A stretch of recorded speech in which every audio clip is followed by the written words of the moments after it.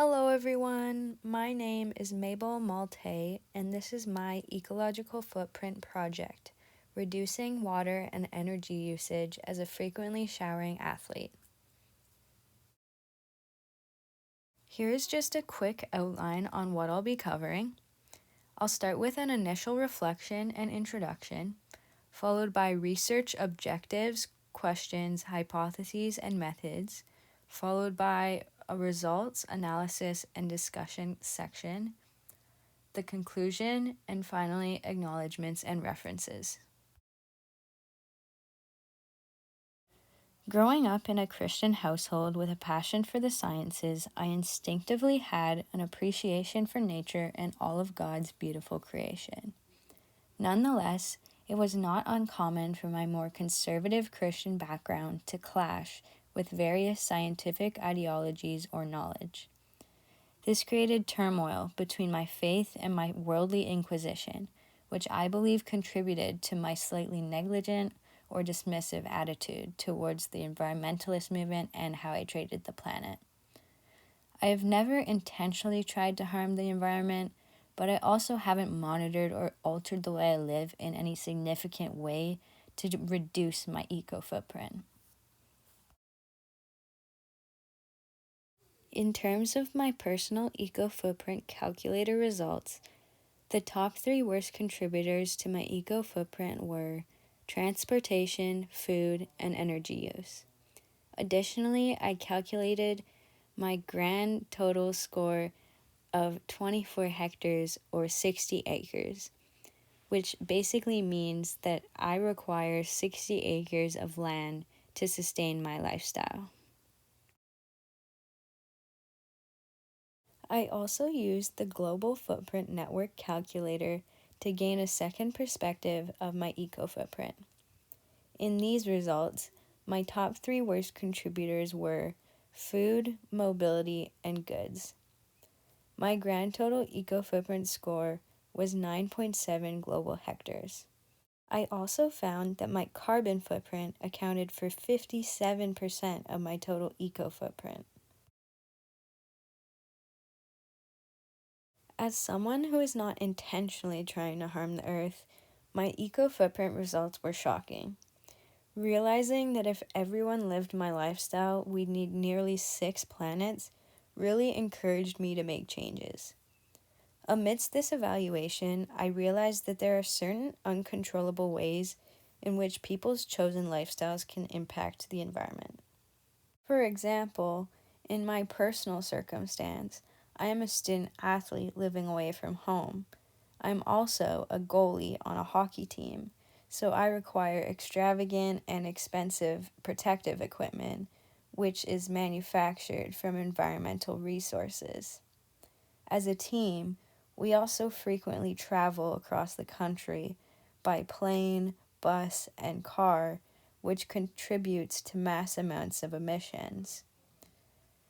Additionally, accommodations and food are also often in the hands of coaching staff, meaning that I have little control over how much I am affecting the environment on these sports trips.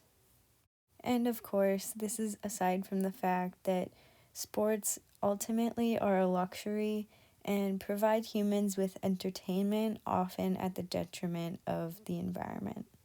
But overall, with my chosen lifestyle and the circumstances of many others, making certain bigger changes to aid the environment can be difficult.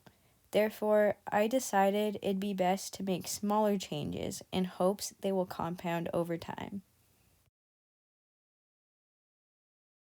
So we will now transition into the research objectives for my project. The main aim for my research was to develop an environmentally sustainable practice that was applicable to the student-athlete circumstance. One area of my lifestyle I realized I was careless with as an athlete was showering, in terms of the quantity, duration, and temperature. As a hockey player, we're training up to multiple times a day, so I am having up to multiple showers a day. As a female, we also often have more of an intricate hair care routine.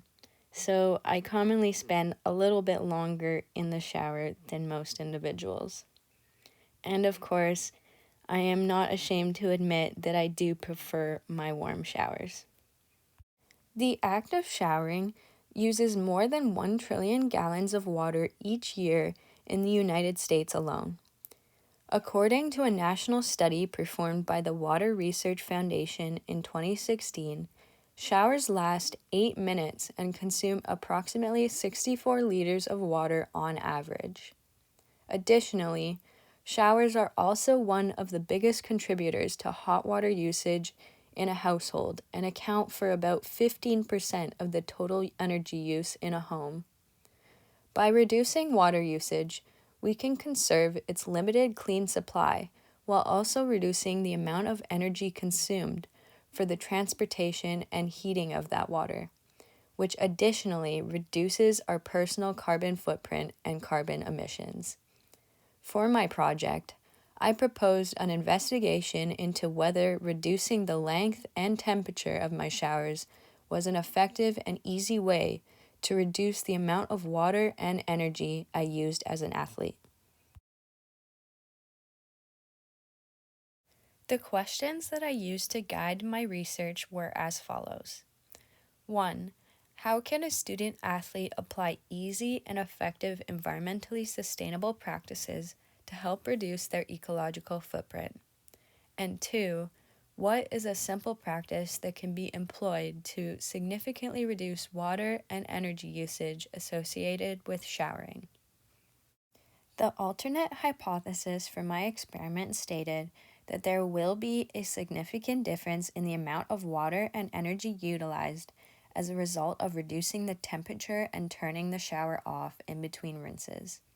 And of course, my null hypothesis stated that there will be no significant difference in the amount of water and energy used.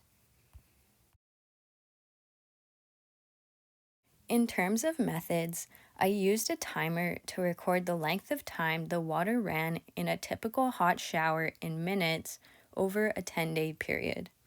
I then repeated this step for another 10 days, but instead taking cold showers and turning off the tap in between rinses. According to BC Hydro, the average showerhead uses 9.5 liters per minute of water. Furthermore, at an average hot shower temperature of 50 degrees Celsius, a shower uses approximately 0.047 kilowatts per hour of energy per liter of water. Using these statistics, I developed the two equations on the bottom of the slide to approximate the amount of water and energy I consumed over the two trial periods. Additionally, for the sake of the experiment, I considered anything to the left of the temperature valve to be hot and anything to the right of the temperature valve to be cold, while still doing my best to maintain consistency. Here is a quick summary of the results from my experiment. Trial period 1 with hot showers and unregulated water is depicted on the left, while trial period 2 with cold showers and regulated water is depicted on the right. Each chart includes the length of each shower in minutes, as well as the approximated amount of water consumed in liters and energy consumed in kilowatts per hour. I calculated the average length of shower for trial 1 to be 7.5 minutes long, while trial 2 had an average length of shower of 2 minutes and 20 seconds. Additionally, in terms of trial 1, the average amount of water consumed was 72 liters, while the average amount of energy consumed was 3.4 kilowatts per hour. For trial 2, the average amount of water consumed was 20.6 liters, while the average amount of energy consumed was 0 kilowatts per hour. One thing I would like to highlight from trial period 2 is the amount of energy consumed column. Each shower was approximated to use 0 kilowatts per hour of energy because in an ideal world, If you are showering with cold water, you should hypothetically not be using any energy to heat that utilized water. Here is a visual representation of the results presented in the previous slide. The graph on the left is a comparison of the water consumed in liters across both trial periods. The red points represent unregulated showers, while the blue points represent regulated showers. In the graph on the right, we have a comparison of the energy use in kilowatts per hour across both periods. Once again, the red points represent hot showers, while the blue points represent cold showers. In both graphs, we can evidently see that the hot, unregulated showers fall significantly higher on average than the cold, regulated showers. Once I calculated the average water consumed for unregulated and regulated showers, as well as the average energy consumed for hot and cold showers, I performed t-tests on both my data sets to determine whether they were significantly different from one another. The results from these t-tests are depicted below each graph.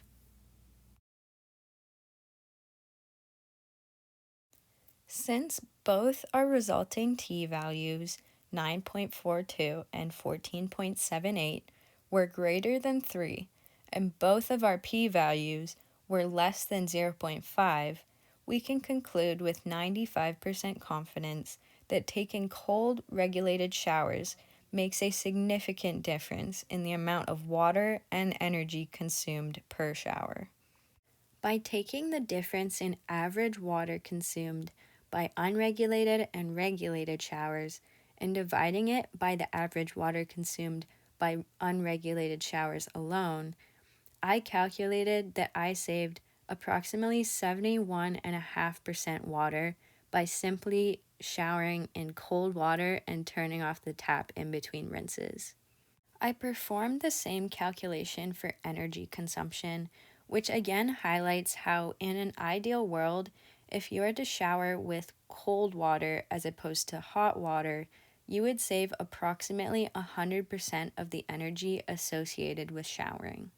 Furthermore, using my data, I calculated that if you were to have a cold regulated shower every day for a year, you would save approximately 18,798 liters of water and 1,241 kilowatts per hour of energy. There were a few things that I noticed while carrying out my experiment. The first was that a large contributor to water and energy waste was simply allowing the shower to run and warm up prior to even entering. The second was that by taking cold showers, it helped to reduce water consumption in addition to energy, as I didn't really desire to spend a long time in the cold water. Not only do cold showers help the planet, but studies have shown that they also increase endorphins, improve metabolism and circulation, help fight off illness, and overall can improve mental health. As much as the sustainable practice of cold regulated showers may be uncomfortable or tedious, it was effective in significantly reducing personal water and energy consumption associated with showering. In conclusion, I was successfully able to determine an environmentally sustainable practice that is applicable to the student-athlete circumstance and significantly reduced water and energy use associated with showering. By simply taking cold and regulated showers, student-athletes and truly anyone can effectively reduce the amount of water and energy they are using in their daily hygiene routine. By making small differences over time, they will compound to make significant reductions in your personal eco-footprint. Overall, there are two main takeaways that I'd like to leave you with. The first is that sometimes we must sacrifice comfort to make a positive difference. And the second is that no matter our circumstance, We can all make a difference, big or small, in helping the planet. And finally, this is a list of references that were utilized in the production of my experiment and this presentation. I would also like to extend a huge thank you to Dr. O for his guidance in carrying out this project.